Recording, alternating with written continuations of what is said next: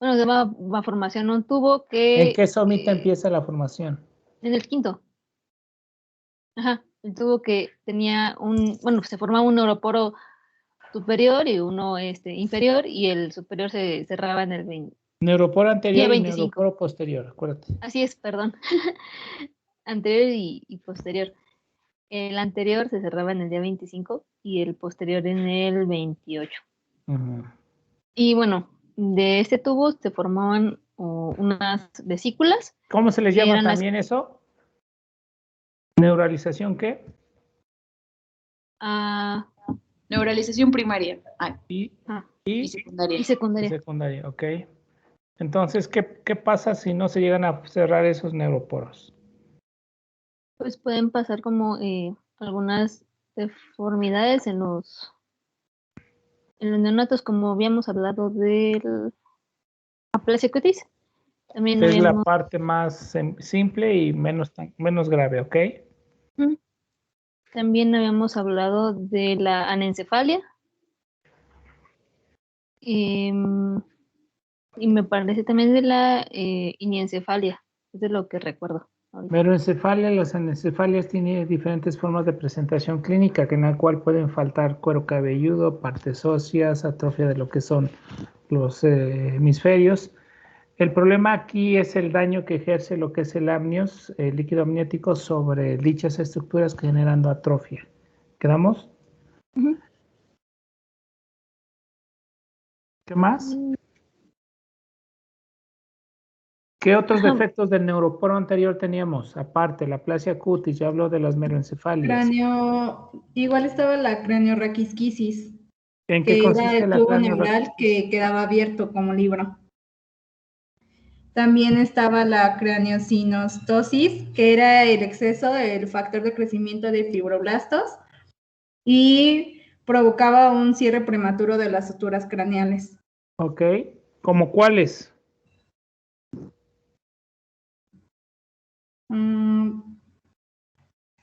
Escafocefalia, plagiocefalia anterior, Brachiacefalia y la trigonocefalia.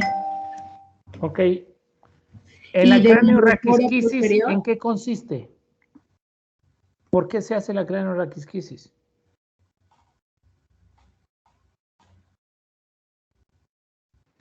¿Era porque no se cierran las crestas neurales? No hay crecimiento y no hay fusionamiento de las crestas y queda como tal expuesta a las raíces, ¿verdad? ¿Qué más vimos? igual cuando no había cierre del neuroporo posterior, se presentaba lo que venía siendo la espina bífida, el meningocele y el mielingomeningocele. Ok, ¿y en qué consisten? Era la era la ausencia de la parte posterior de las vértebras. Normalmente son las lumbares, acuérdense ustedes, la cuarta, la quinta, ¿ok? ¿Qué más? ¿En qué consiste la espina bífida entonces?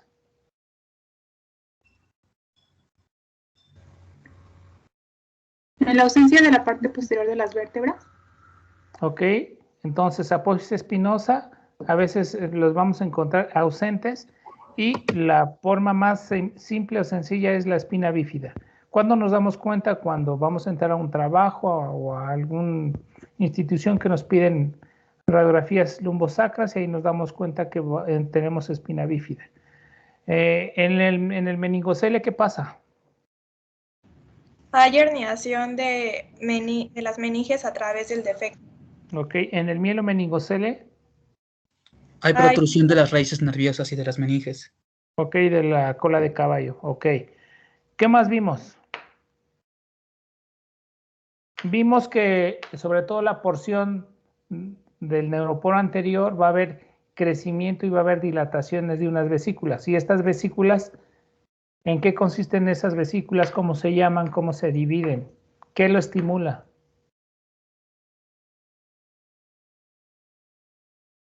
Pues son el prosencéfalo, el mesencéfalo y el rombencéfalo. Ok. Normalmente es, acuérdense, la notocorda, la placa precordal, el ácido fólico, retinoides, proteína morfogénica de hueso, endodermo vascular anterior, van a empezar la iniciación de la formación propiamente dicho de mi sistema nervioso central. ¿Cómo hacen? Apareciendo unas dilataciones primarias. Esas vesículas o dilataciones primarias, ¿cómo se llaman?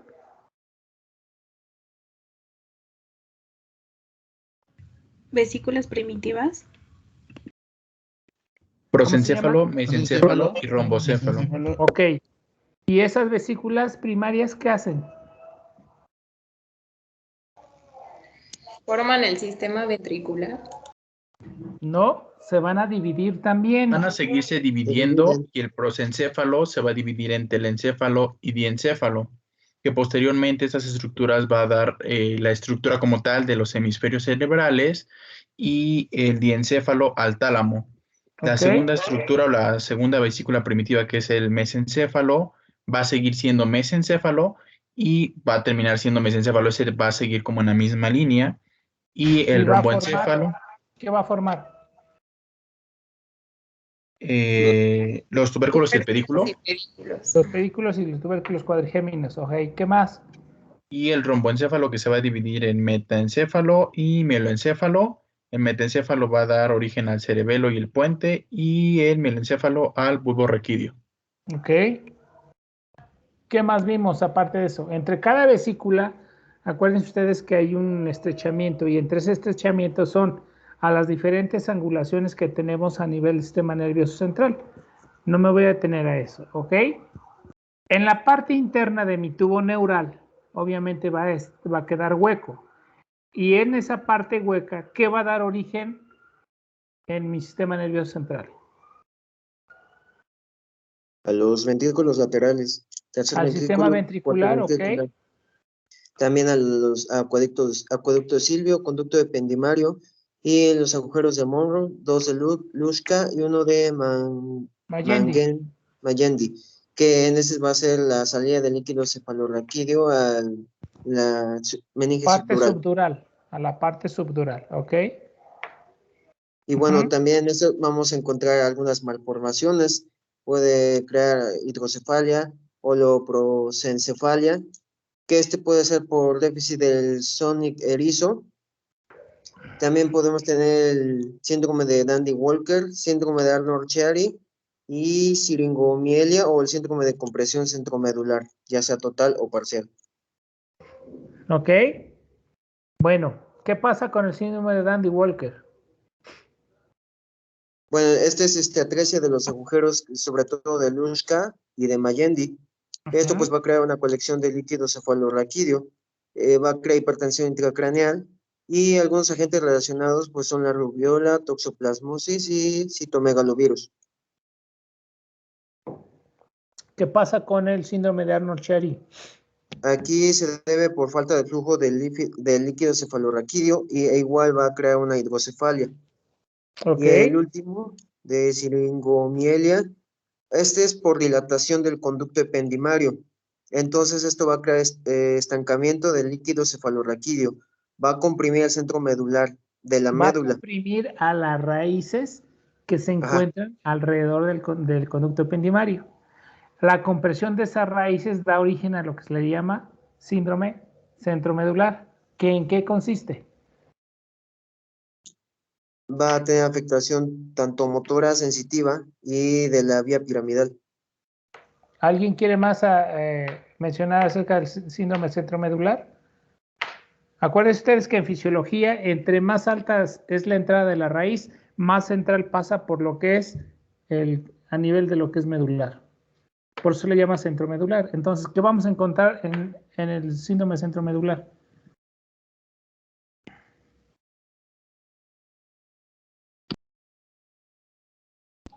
Es lo de la disociación termonalgésica, dolor referido. ¿Esto qué quiere decir? Que no vamos a sentir el calor, el dolor, ok, principalmente en extremidades superiores. ¿Qué más?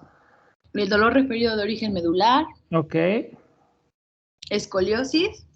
Vamos a encontrar escoliosis. La escoliosis, acuérdense ustedes que es por afección de la vía central de la vía piramidal, en la cual me va a generar hipotonía de los músculos de postura. Entonces vamos a tener escoliosis. ¿Qué más vamos a encontrar? Atrofia muscular. Atrofia muscular, sobre todo en extremidades superiores. ¿Ok? Eso es realmente lo que más caracteriza a este síndrome, pero podemos encontrar diferentes otros síntomas asociados, como vértigo, como alteraciones de la marcha, y pues bueno, eso ya lo vamos a ir viendo más adelante. ¿Qué más vimos, chicos? Lo de los arcos faringios.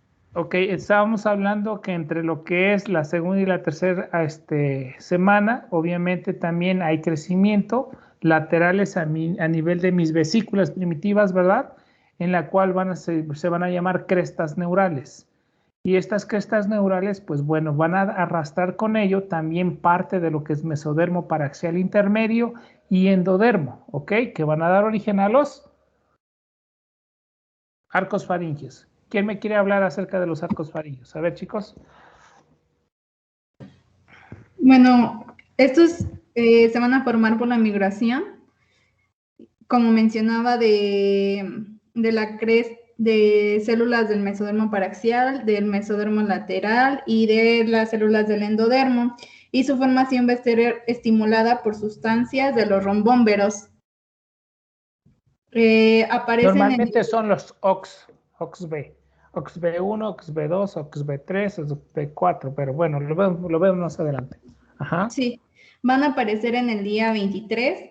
En el día 24 aparece lo que viene siendo el primer y segundo arco faríngeo. En el día 26 el tercer arco faríngeo y en el día 28 el cuarto arco faríngeo. Ajá.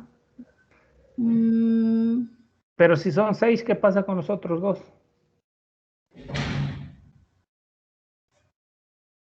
Son rudimentarios. Y normalmente no los vemos. Lo vemos principalmente los primeros 4. ¿Ok? ¿Qué más?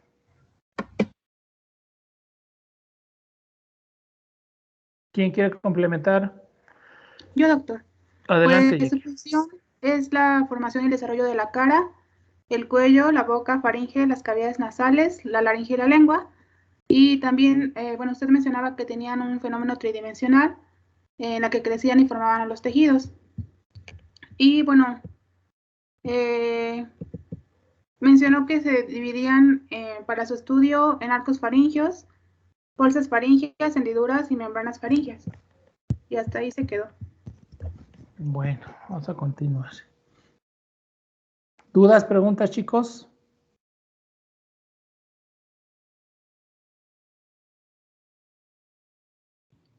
No, doc, todo bien hasta ahorita.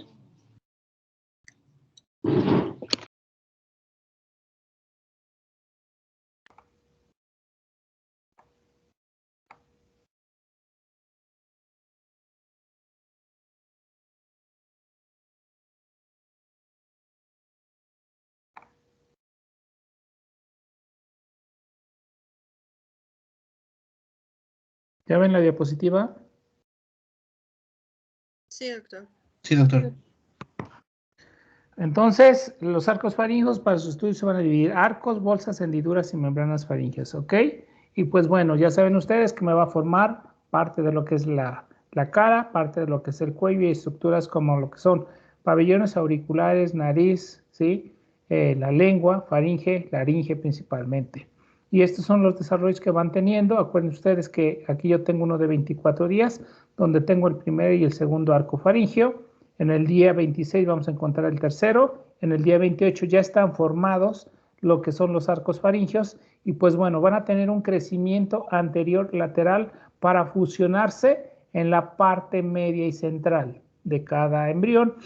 Aquí yo tengo entre lo que es el prosencéfalo y lo que es el primer arco faríngeo, que es el proceso maxilar y mandibular, pues estos le vamos a llamar como estomodeo que va a dar origen a mi cavidad oral. ¿Le quedamos? Esto es en la parte anterior, así es como vemos el embrión y así como lo vemos de forma lateral, ¿ok? Y bueno, aquí yo tengo entonces mi embrión con mi primer arco, mi segundo arco, mi tercer arco y mi cuarto arco faríngeo. ¿En qué día estoy de la fecundación? 28. En el día 28. Bueno, entonces los arcos faringios en total son 6. Para ese estudio normalmente vamos a estudiar los primeros 4, el 5 y el 6 son muy rudimentarios, casi no los vemos. ¿De qué están constituidos? Obviamente, externamente de células ectodérmicas, intermedio de tejido mesenquimatoso, que es mesodermo paraxial, ¿sí? Y también vamos a encontrar mesodermo lateral. Internamente vamos a encontrar de células endodérmicas. Entonces, van a estar constituidos de las 3 líneas germinales principalmente. Esto es la constitución. Ahora, aquí yo tengo la parte externa de azul, que es ectodermo, la parte rosa, que es mesodermo, y la parte amarilla, que es la parte de endodermo. Las 3 estructuras. Y bueno, ¿qué es lo que va a componer a cada arco faríngeo? Vamos a tener un componente muscular, un componente arterial, un componente nervioso y vamos a tener un componente cartilaginoso que va a servir como eje para el crecimiento del mismo, pero en ocasiones puede formar hueso o reabsorberse y quedar vestigios de esta porción cartilaginosa, como lo vamos a ver más adelante. Entonces tengo mi embrión que tiene la forma de una concha, ¿verdad? En este caso, la parte interna que es endodermo, es lo de amarillo, lo de rosa que es mesodermo y externamente de ectodermo. ¿Ok? A grandes rasgos, aquí yo tengo mi embrión, le hacemos un cortecito. Estas porciones laterales son los ventrículos laterales, ¿sí? Esto es lo que son los arcos faringeos y vamos a hacer un aumento del mismo donde voy a tener mi componente nervioso, mi componente arterial, mi componente muscular y mi componente cartilaginoso que se va a reabsorber, que puede formar huesos o quedar vestigios del mismo. Igual una microfotografía donde hacemos el corte, ampliamos y tenemos externamente ectodermo, mesodermo y endodermo.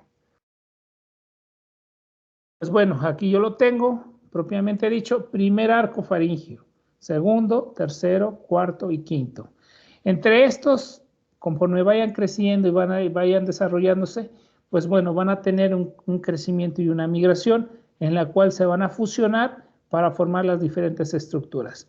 Nada más para mencionarles, el primer arco va a formar una porción proximal, que va a ser el proceso maxilar y el ventral, que es el proceso mandibular.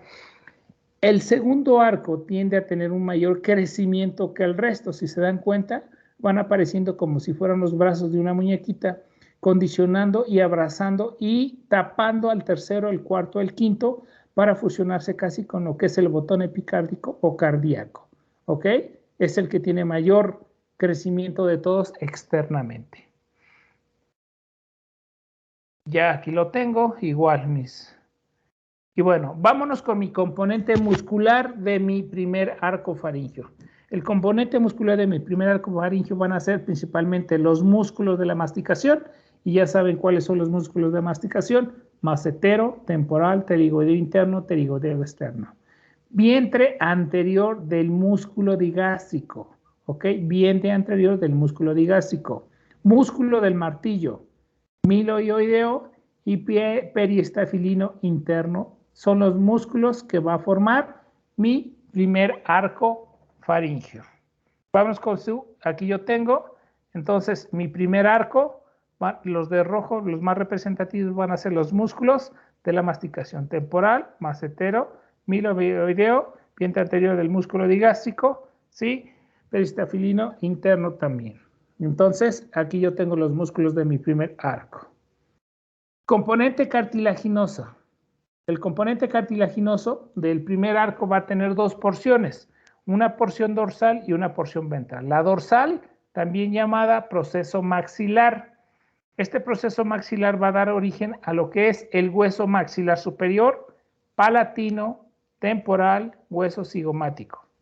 La porción ventral me va a dar, también llamado proceso mandibular, pues bueno, va a formar lo que es la mandíbula o también llamado maxilar inferior. Y la porción cartilaginosa, bueno, este cartílago de Meckel del primer arco faríngeo normalmente tiende a reabsorberse y a desaparecer, y el único vestigio que yo voy a tener de ese componente cartilaginoso va a ser el hueso del yunque y el hueso del martillo.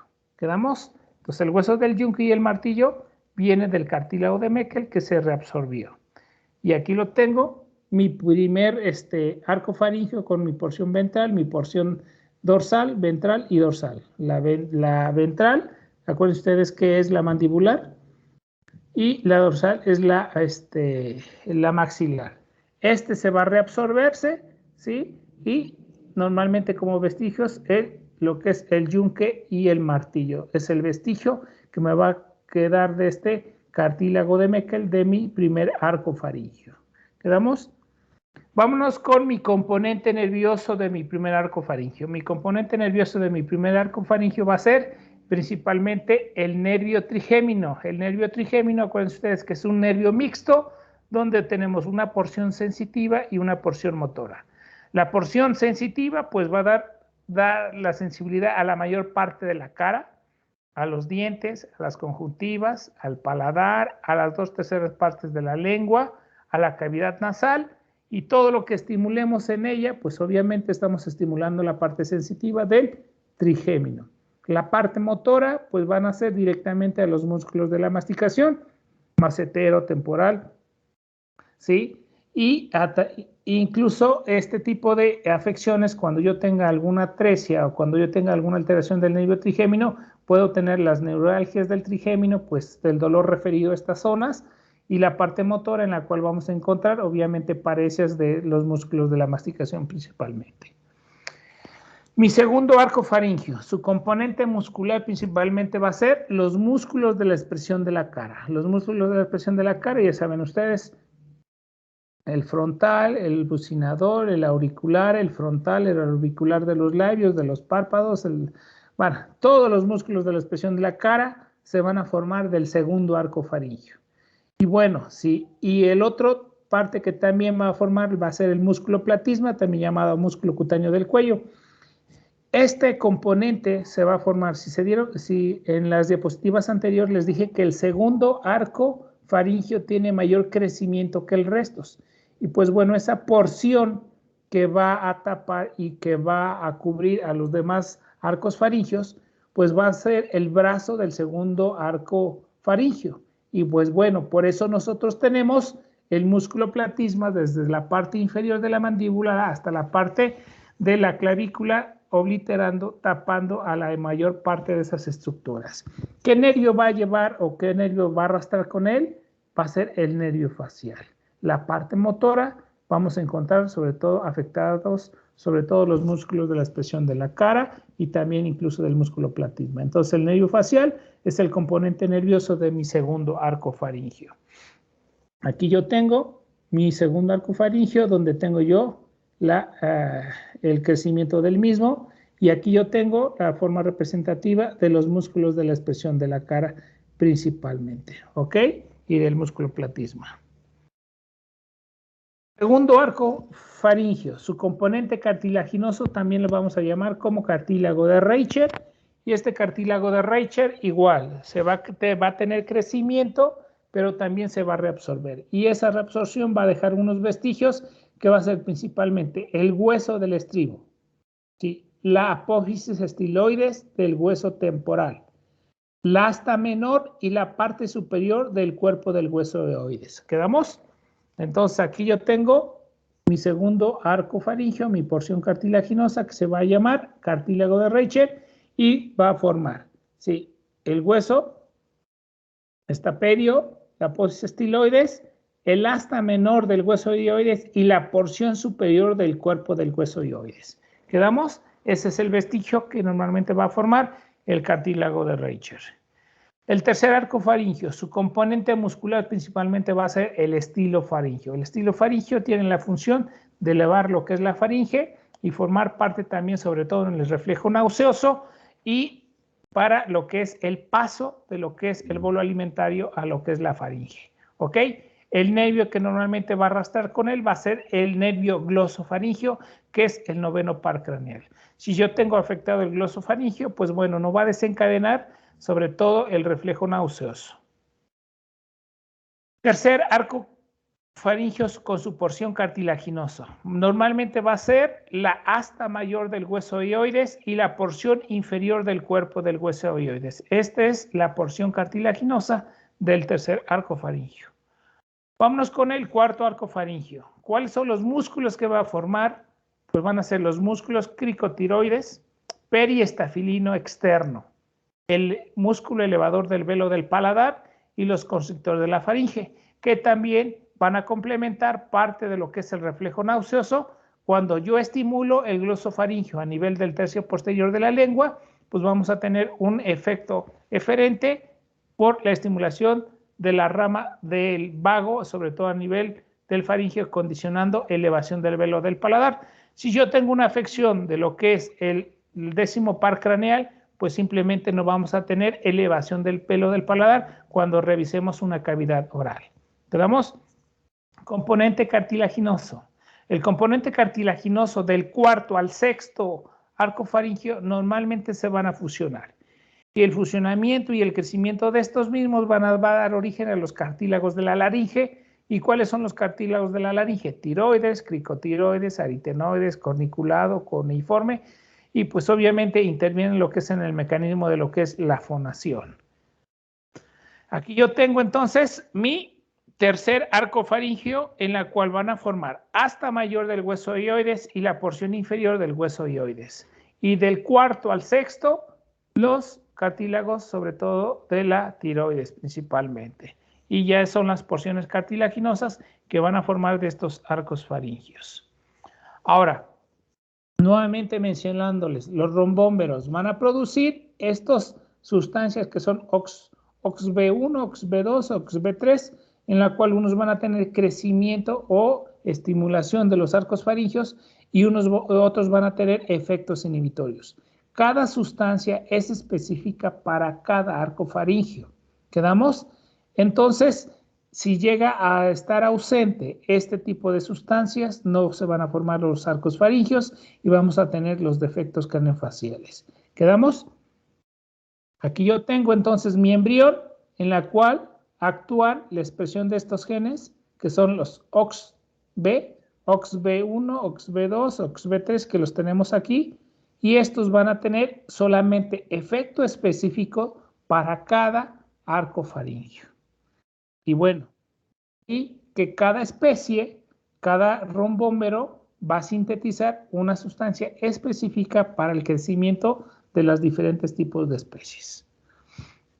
Y pues bueno, aquí yo tengo entonces mi rombencéfalo. Acuérdense ustedes que me va a dar origen al metencéfalo y al mielencéfalo. Y esos rombómeros son segmentos, son metámeras en la cual existen a nivel del puente y que esas van a generar lo que es el estímulo y crecimiento de mis arcos faringios principalmente. Y en las partes laterales, pues bueno, también vamos a encontrar parte de lo que son mis pares craneales.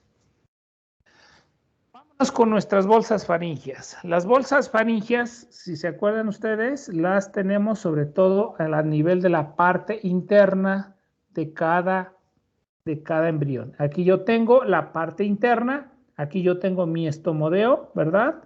Aquí tengo yo mi primero y segundo arco faríngeo, aquí por aquí tengo mi prosencéfalo. Y pues bueno, esta parte interna está cubierta de endodermo y entre cada arco faríngeo, esas hendiduras por la parte interna van a dar origen a lo que se le llaman bolsas faringias. Y estas bolsas faringias, para su estudio principalmente van a ser 4, 5, la última normalmente es muy rudimentaria, ¿ok? Esta bolsa faringia, la primera bolsa faringia, vamos con la primera bolsa faringia, va a tener una porción proximal, también llamada tubulotimpánica, que va a dar origen a la parte de la trompa de Eustaquio. ¿Y qué va a hacer esto? Vamos a tener una comunicación directamente desde el tímpano a la nasofaringe. En condiciones normales, ¿qué va a pasar? Permite la entrada de aire de la garganta, de la faringe al conducto auditivo medio y el flujo del moco del conducto auditivo medio a la faringe. ¿Qué pasa cuando este tubo o este ostium se oblitera? Pues me va a retener moco a nivel de mi conducto auditivo medio y si no lo abrimos, pues se me puede perforar lo que es la membrana del tímpano. ¿Cómo lo puedo yo abrir? Cuando hablamos, cuando bostezamos, cuando masticamos chicle. Cuando un paciente tiene una otitis media, les pedimos ese ejercicio para que permitan la abertura de este ostium y permitan la entrada de aire y el drenaje de moco.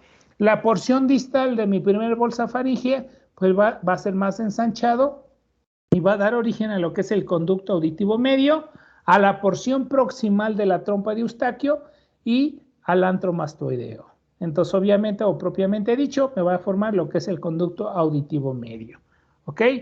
Vámonos con mi segunda bolsa faríngea. ¿Qué van a formar esta segunda bolsa faríngea? Pues bueno, empiezan a tener unas yemas de células, que estas yemas de células van a dar origen a lo que se le llaman las amígdalas palatinas y también a lo que es el anillo de Waldeyer, que son las amígdalas linguales, y sobre todo las adenoides, que van a formar un círculo a nivel de mi faringe. Entonces, van a formar principalmente la segunda bolsa faríngea, las amígdalas palatinas. ¿Ok? La tercera bolsa faríngea, vamos a tener una porción dorsal y una porción ventral. La porción dorsal da origen a las glándulas paratiroideas inferiores. La porción ventral va a dar origen al timo. Entonces, la tercera bolsa faríngea da formación de las glándulas paratiroides inferiores, que tiende a tener un crecimiento y a localizarse en la parte inferior de las glándulas tiroides. El timo se forma en este sitio. Si este timo no tiene una migración al mediastino anterior, van a formar quistes tímicos y se van a localizar principalmente por delante del esternocleidomastoideo. Y algunas veces, si yo tengo a tener alguna alteración en esta formación del timo, pues vamos a condicionar que formen lo que se le llama síndrome de York, en la cual este tipo de pacientes son muy propensos, sobre todo a infecciones en la infancia.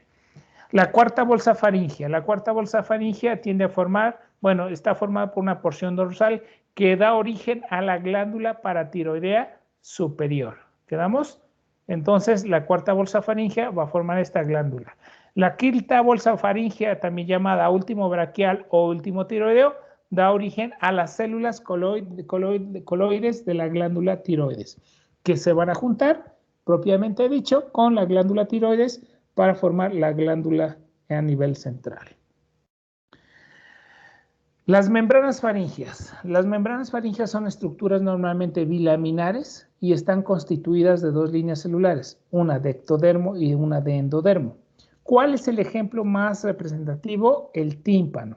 El tímpano por la parte interna, acuérdense ustedes, que es por parte de lo que es endodermo y la parte externa de lo que es ectodermo. Entonces, la membrana faríngea, el vestigio es el tímpano. Las hendiduras faríngeas. Las hendiduras faríngeas son espacios que se forman externamente en el embrión. Y podríamos ver que es entre el primer arco y el segundo arco. Entre lo que es el segundo y el tercero. En lo que es entre el cuarto y el quinto. Permítame. Y obviamente les dije yo que el segundo arco faríngeo tiende a tener un crecimiento un poquito mayor que el resto de los demás, abrazando y tapando al tercero, al cuarto, para fusionarse con el botón cardíaco o el botón epicárdico. En la parte interna de esta hendidura va a formar un espacio y ese espacio se le va a llamar seno cervical, que obviamente se va a tener que reabsorber, obliterarse para fusionarse en una sola estructura, y si ese seno cervical no se reabsorbe, ¿qué va a pasar? Va a dar origen a lo que se llaman quistes braquiales, y esos quistes braquiales pueden fistulizarse externamente al cuello o a la piel del cuello y forman fístulas, quistes braquiales o fístulas braquiales externas, pero también pueden comunicarse a la parte interna, en la cual van a formar también fístulas braquiales internas. Y aquí yo los tengo. Entonces tengo yo mis bolsas faríngeas, primera, segunda, tercera, cuarta y quinta. De arriba hacia abajo, túbulo timpánico, que va a formar la comunicación de lo que es la faringe a mi conducto auditivo medio. La otra, la parte ensanchada, va a dar origen a la porción próxima de la trompa de Eustaquio, al antromastoideo y a mi conducto auditivo medio. Quedamos la segunda bolsa faríngea a las amígdalas palatinas principalmente. La tercera bolsa faríngea a la glándula paratiroidea inferior y al timo. La cuarta bolsa faríngea, glándulas paratiroideas superiores. La quinta bolsa faríngea, también llamada último braquial o último tiroideo, que van a formar las células coloides que van a fusionarse con las glándulas tiroides propiamente dicho, que se forman a nivel de lo que es el foramen ciego, a nivel de la lengua, y tiende a tener un crecimiento, una migración para localizarse a nivel de lo que son el cartílago tiroides. Bueno, aquí ya tengo mi glándula tiroides, ¿sí? Donde ya tuvo una migración de la base de la lengua a la parte central, a la parte anterior, ¿y qué se le va a anexar? Las células coloides. Estas se van a anexar acá para formar, propiamente dicho, a la glándula tiroides. La glándula paratiroidea inferior, que viene de la tercera bolsa, va a migrar y se va a localizar en la parte inferior de mi glándula tiroides. La cuarta bolsa faríngea va a formar la glándula paratiroidea superior y se va a localizar en la parte superior de la glándula tiroides. Mi timo, que viene de la tercera bolsa faríngea, acuérdense ustedes que tiene una migración anterior para localizarse en el mediastino anterior. Si este timo no tiene a formarse o a llegar al mediastino, van a formar como quistes tímicos a nivel de cuello. Ahora vamos a hablar de las hendiduras. Las hendiduras es lo que yo les dije yo. Entre cada arco faríngeo hay un espacio. Y entre ese espacio se le van a llamar hendiduras, lo que vemos externamente en el embrión. Y bueno, la primera hendidura, que es entre el primero y el segundo arco faríngeo, vamos a encontrar principalmente esa hendidura y esta hendidura va a dar origen a mi conducto auditivo externo. Acuérdense ustedes, conducto auditivo externo. La membrana faríngea que se formó entre lo que es la primera bolsa faríngea y la primera hendidura va a dar origen a lo que se le llama tímpano, la membrana del tímpano, que es la única membrana faríngea. Ahora, el segundo arco faríngeo, les dije yo que tiene un poquito de mayor crecimiento que el resto, para formar como si fuera un bracito y va a tapar el resto de los arcos faringios, y el espacio que se forma entre estos arcos faringios se le va a llamar seno cervical, que en condiciones normales se tiene que reabsorber. Si no se reabsorbe, obviamente este es un epitelio que tiende a ser funcional, condicionar la presencia de quistes braquiales, que estos quistes braquiales pueden o no comunicarse al exterior o a la parte interna. Si se comunican a la parte interna, van a formar fístulas braquiales internas. Normalmente se comunican a nivel de la segunda bolsa faríngea. Imagínense una bolsa que comunica de la propiamente dicho, de mi faringe, de mi boca, hacia esa parte de esa lesión quística. Pues bueno, se pueden formar abscesos y formar una celulitis de forma importante, pero también pueden comunicarse al exterior a nivel de lo que es la piel del cuello y condicionarme como fístulas braquiales externas. Entonces, este seno cervical se va a formar porque tiene mayor crecimiento el segundo arco faríngeo y tiende a obliterarse y reabsorberse para fusionarse en solo una estructura. ¿Ok?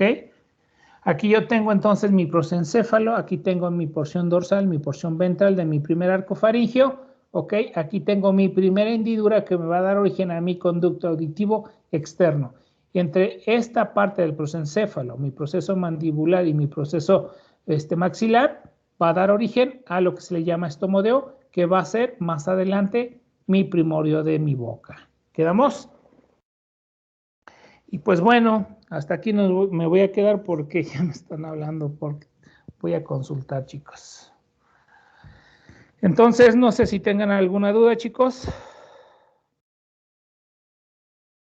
Yo sé que es muy repetitivo, muchas imágenes, pero bueno, a mí la parte árida que de medicina es un poquito esta parte de embriología y lo otro es salud pública. Pues bueno, este fue uno de mis cocos, pero bueno, trato de hacerla lo más sencillo y práctico para que le entiendan. ¿Dudas, preguntas, chicos? Doctor, buenas tardes. Hola. No te escucho, Erika. No te escucho.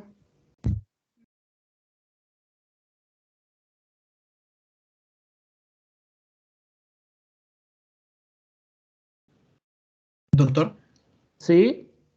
Yo tengo una pregunta. ¿Cuál era el síndrome que había dicho que estaba relacionado con la tercera bolsa? Iyori, que es por la ausencia, por la falta de formación del timo. Ok, gracias. Sí. Vamos a encontrar muchos síndromes con estas anormalidades, ¿eh? No nada más vamos a encontrar a nivel de defectos craneofaciales.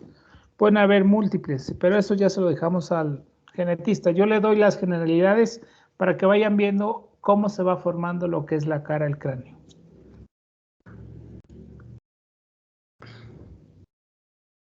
¿Alguna otra duda?